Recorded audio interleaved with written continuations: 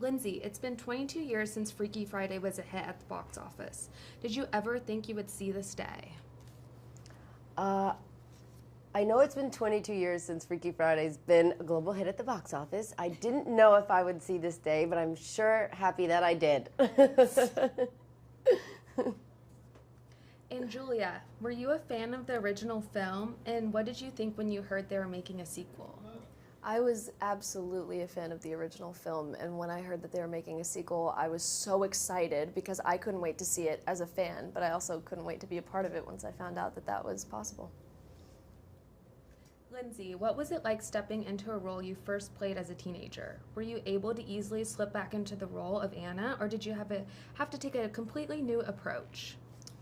Slipping back into the role of Anna felt very comfortable for me because I've also aged with Anna as the character, so it was easy for me to relate to who she is today, especially being a mom. So it came more naturally than I expected. Julia, what can you tell us about your character Harper? Were you able to immediately see yourself in the role after reading the script? My character Harper, I immediately read the script and they told me I could audition for both Lily and Harper, but I immediately fell in love with Harper because I felt that if I could play either role, that would be the best one for me. And so it worked out. Lindsay, the bond you share with Jamie on screen is obviously genuine. Have the two of you remained in close contact over the past 2 decades? Jamie and I have remained in close contact over the past 2 decades, yes, so we've always remained close. She's a very important person in my life. I love her dearly. And so working with her again felt like it was yesterday. And then this question is for both of you, but we'll start with Lindsay. What was it about this story that still resonates with audiences? I think the part of the story that resonates with audiences still is that it has a lot of heart, and the message of walk a mile in my shoes is a very important one. And it's a learning lesson in life that we all eventually come to find out and see what we understand the value of it.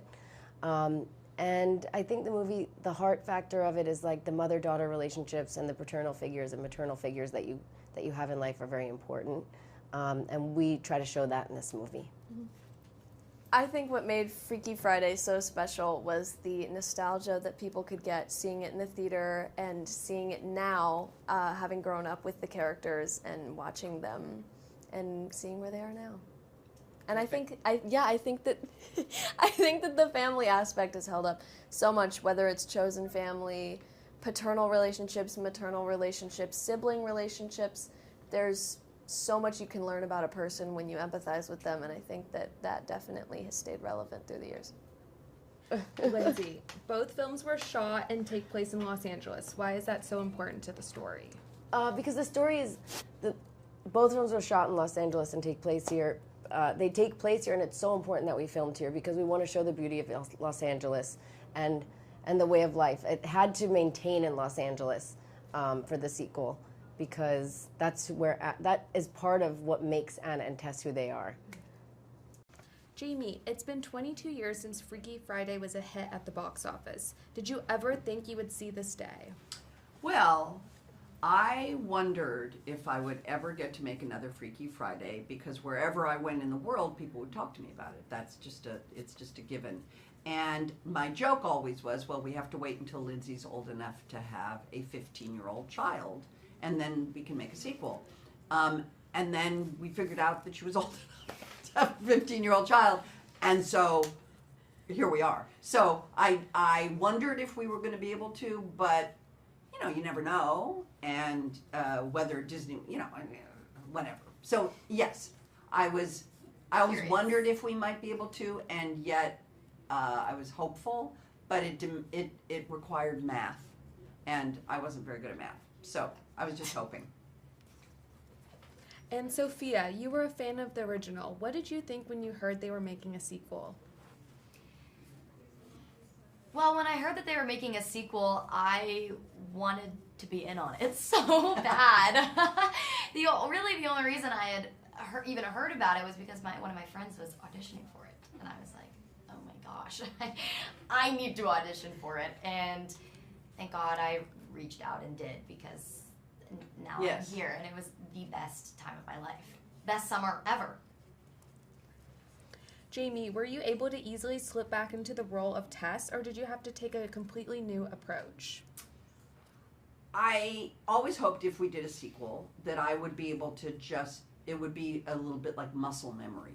You know what I mean? Like I would be able to slip back into Tess.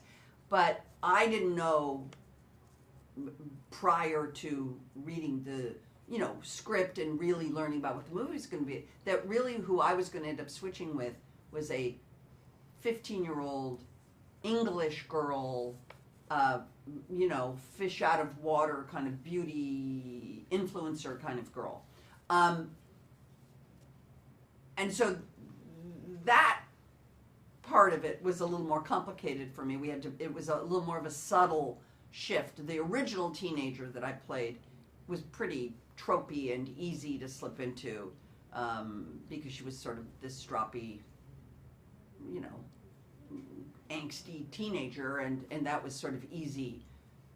Maybe also because I had a 15-year-old at home at the time, and so maybe, I don't know. But this was a more subtle thing. But obviously I know who Tess is, and Tess is, a therapist, and, that part of it was easy. The pretending to be Lily was more subtle and certainly challenging. Sophia, what can you tell us about your character, Lily, and how hard it was to perfect your British accent? Ooh. Yeah, I mean, preparing for Lily was, I don't want to say difficult, but it definitely required work, not only because of the accent. Manny and I both worked with the same dialect coach whom he had worked with before, and she was lovely. But also, I think it was important for me to really humanize Lily, because when you read her on paper, she could easily just be this mean girl from London and kind of annoying and one note.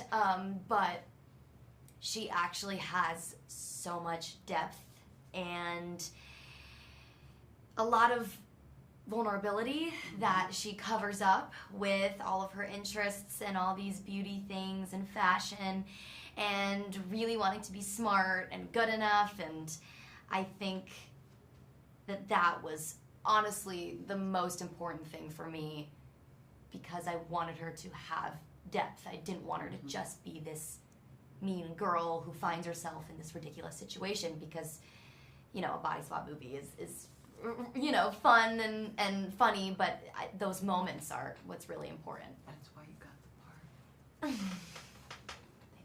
part. That's why you got the part. Thank you. Because there were some women who came in who kind of did play it like that. And you didn't. Just telling you. That's why you got the part. Jamie, the bond you share with Lindsay on screen is obviously genuine. Have the two of you remained in close contact over the past 2 decades? Yes. I love Lindsay Lohan. I have stayed in contact with Lindsay since we made Freaky Friday in 2003. She was 15 years old. And the movie came out and she was 16. And we have stayed in verbal, phone, texting. She has a wicked Bitmoji, emoji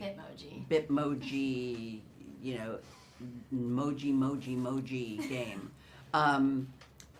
And we have seen each other over these 22 years many times. She will come to Los Angeles. We will see each other here. I'll go to New York. We'll see each other there. She lives in Dubai, so it's harder to see her, but she brought her baby to Los Angeles, and way before we had announced that we were making the movie, she came to Los Angeles and brought little Luai.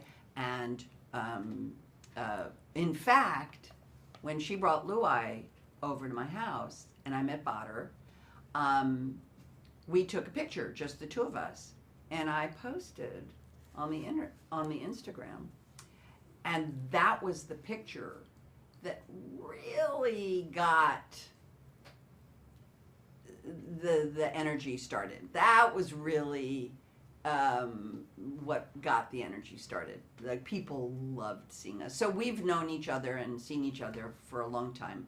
But more than anything, I think we both know that we care about each other, that we trust and are safe with each other, and that's something obviously that we have tried to establish, because it's show-off business, right? It's a lot of business, and it's a really transactional business, and there are a lot of people that want things from you, and there's a lot of pushing and pulling, and a lot of looking around, and it's really important for me personally to make sure that we stay real with each other, and certainly it's going to happen with these young ones, and it certainly has happened with me and Lindsay.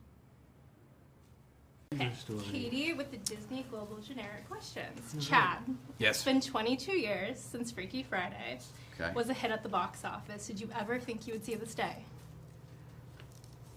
I truly never thought that I would see the day that we would do a sequel to Freaky Friday. I never believed in my heart of hearts, not because the movie wasn't good. The movie was great, but I just felt like we had tied it up in a nice, tight little bow, and I didn't see the possibility of them making the same mistake twice.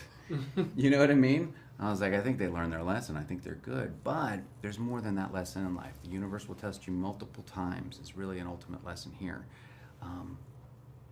But couldn't have more gratitude for the moment and the opportunity to come back and reunite with everybody. Just full of love, seriously. Okay. And Manny, were you a fan of the original film, and what did you think when you heard they were making a sequel? I was a fan of the original film.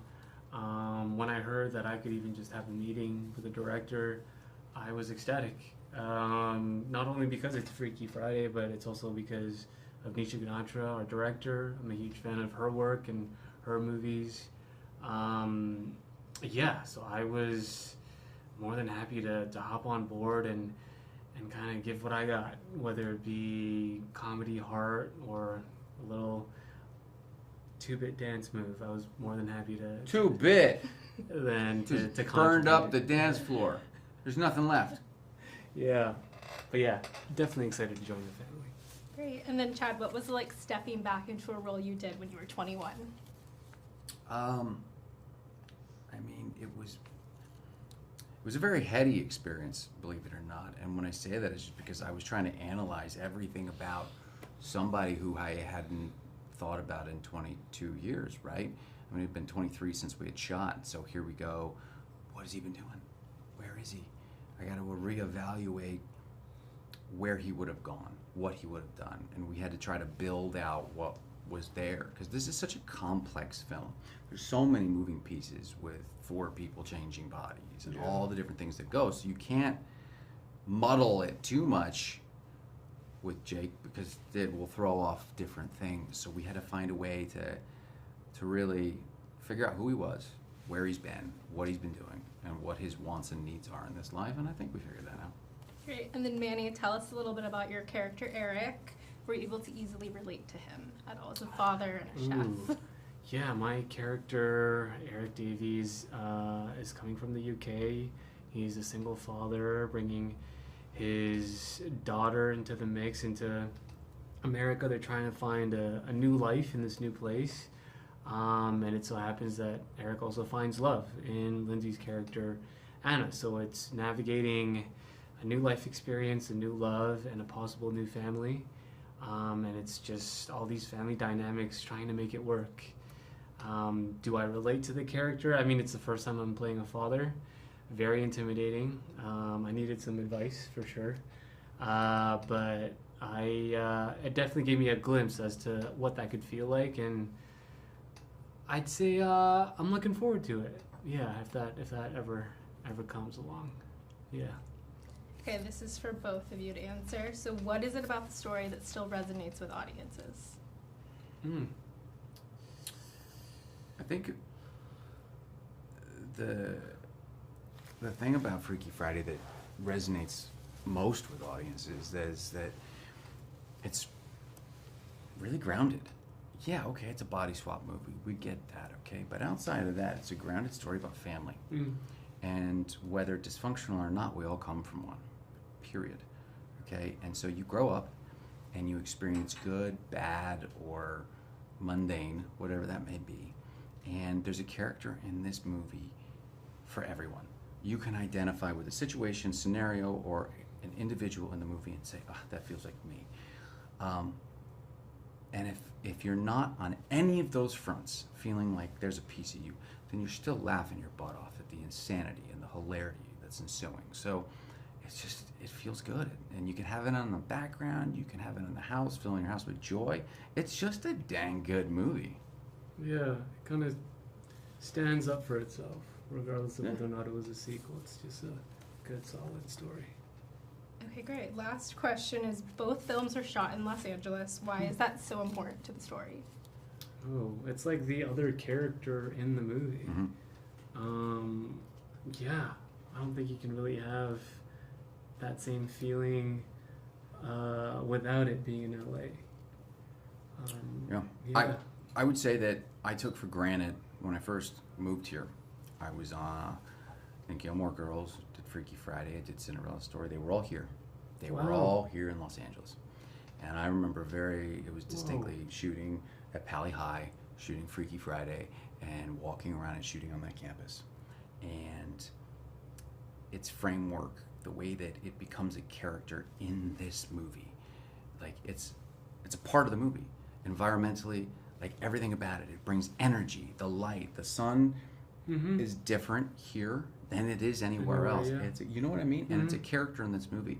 So it couldn't have been done anywhere else and been the same film. And now it kind of lays here as a tribute to a beautiful city and a beautiful part of the city that's now gone. And who knows if or when it will be the same, but I can tell you that it will forever be held up through this film. You know, everything from the Coleman home to Pali High to the beautiful neighborhoods and the beaches, everything right there. Yeah. Great. That was it. It's been 22 years since Freaky Friday was a hit at the box office. Why a sequel now? A sequel now because Lindsay Lohan is in full effect with her Lohan-essence, and Jamie Lee Curtis is on fire, and now is the time that we need joy, we need laughter, we need to be reminded of what it's like to love one another and to hold each other a little tighter, and I think this movie does that. Were you a big fan of the original film? I am a huge fan of all the Freaky Friday franchise. I loved all the movies from Jodie Foster's to Jamie Lee Curtis and Lindsay to the one we've done now. I love all the Freaky Friday movies so much. Talk about your leading ladies. What is it about Jamie and Lindsay that makes them so perfect for these roles? Okay, Jamie Lee Curtis is perfect for this role because she is the icon who, you know, originated, I think, this role of Tess and Dr. Coleman. And so bringing her back and watching her grow from being a very frustrated mom into a grandmother who has so much wisdom and is trying so hard to do right by everyone is just joyful to watch. And Lindsay Lohan is now a new mother. And so watching her grow from the teenage nightmare daughter to a mom who is trying so hard to do her best and do things differently than Jamie, her mom, did it, and failing and also succeeding, it is just the right time. I think they're all in such incredible places in their life, and watching them bring that personal life history and wisdom and lessons for all of us to see in this movie is just, it is the right time for that. We all need lessons from Lindsay and Jamie. What is it about this story that still resonates with audiences?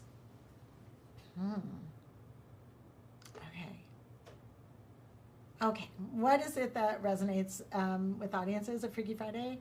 I think what resonates is this fantasy / nightmare of switching places with your mom and having her be able to see what your life is like and being able to see what hers is like. I think that is just a really shortcut to this empathy machine that is movies. And it is like really resonant to think about that, to really just walk in someone else's shoes and really figure out like all the things you think you know about someone, what's going on with them. So many other things are going on. And I think this is like incredible wish fulfillment too for for moms and daughters to be like, oh, she gets to see how my life is and how much I love her and care about her. Because I think so many times we utterly fail at expressing our love for our parents and our kids and our friends, and we feel it, but we just can't find the right words, especially with teenagers. So challenging, I think, on both sides. I mean, I remember being a nightmare teen daughter, and it's just that fantasy of a time machine and the swap where you can go back and you can feel, and this idea that you can feel the love for each other is really resonant. The first film was shot in Los Angeles. How important was it that this film be shot here as well? It's so important to me to shoot in Los Angeles. It is an amazing city. It is where Hollywood was born. It is where all of the best crews and all the incredible actors live. Like, the artists that come together to make a film here, it's like nothing else in the world. I think it's just such an incredible place to shoot and film. I mean, other than it just being beautiful as every location, the diversity here of people, of looks, of talent, it just can't be beat. So it was so important to shoot here.